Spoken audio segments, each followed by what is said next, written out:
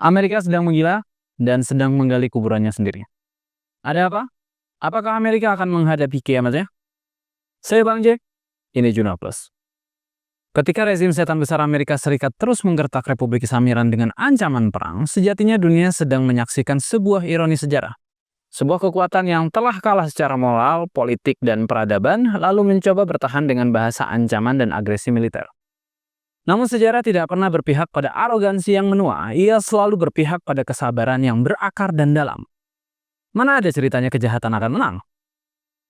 Imam Khomeini sejak awal revolusi Islam telah memperingatkan bahwa Amerika bukanlah kekuatan yang tak terkalahkan, melainkan setan besar, Syaitonul Akbar, yakni simbol kejahatan sistemik yang hidup dari penindasan, bukan dari legitimasi. Dalam salah satu pernyataannya yang terkenal, Imam Khomeini menegaskan bahwa Amerika akan hancur bukan karena peluru, tapi oleh kebusukan internalnya sendiri. Pernyataan ini bukan metafora kosong, melainkan pembacaan basiroh atau intuisi yang tajam atas hukum sejarah. Hari ini jika Amerika nekat menyerang Iran, maka Iran tidak sedang memasuki medan kekalahan, melainkan medan penyingkapan. Penyingkapan wajah kekalahan dan kebusukan sejati imperium bernama setan besar Amerika yang selama ini berlindung di balik jargon demokrasi dan HAM. Kemenangan Iran tidak semata-mata diukur dari hasil militer. Iran menang karena ia berdiri di atas akal sehat dan logika peradaban, bukan sekedar kalkulasi kekuatan. Ini serius loh, bukan omong kosong.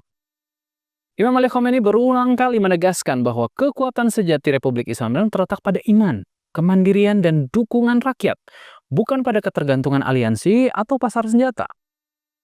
Dalam salah satu pidatonya, Imam Ali Khomeini menyatakan bahwa Amerika telah kalah bahkan sebelum perang dimulai. Karena perang modern bukan hanya soal menghancurkan target, tapi soal menjaga legitimasi global. Dan legitimasi itulah yang telah runtuh dari tangan Amerika, dari Irak, Afghanistan, Vietnam, hingga Palestina.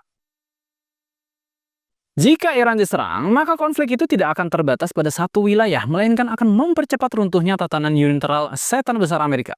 Dunia global, poros perlawanan, dan bahkan sekutu lama Amerika yang buak dengan standar ganda akan melihat dengan terang siapa agresor dan siapa yang bertahan. Imam Ali bin Abi Thalib alaihissalam mengingatkan dalam Nahjul Balaghah bahwa kezaliman tidak akan pernah membangun kekuasaan yang langgeng. Ia hanya mempercepat kehancurannya sendiri. Amerika hari ini berada tepat di titik itu, puncak arogansi sekaligus ambang kejatuhan. Serangan terhadap Iran jika terjadi bukanlah tanda kekuatan, melainkan ketakutan dan kepanikan imperium setan besar yang kehilangan kendali. Rezim setan besar Amerika akan mengulangi kesalahan klasik, mengira kekuatan senjata bisa mengalahkan keyakinan, dan tekanan bisa mematahkan martabat. Padahal revolusi Islam Iran lahir justru dari tekanan, tumbuh dalam embargo, dan matang dalam perlawanan. Maka setiap agresi yang hanya akan menyempurnakan ketahanan Iran sekaligus mempercepat tenggelamnya rezim Titanic setan besar Amerika dalam krisis global, ekonomi, politik, dan moral.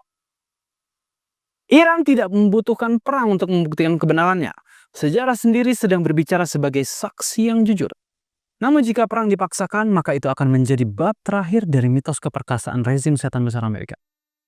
Sebagaimana diyakini Imam Khomeini dan ditegaskan Imam Ali Khomeini hari ini, setan besar tidak akan runtuh karena diserang, melainkan karena ia tidak lagi dipercaya.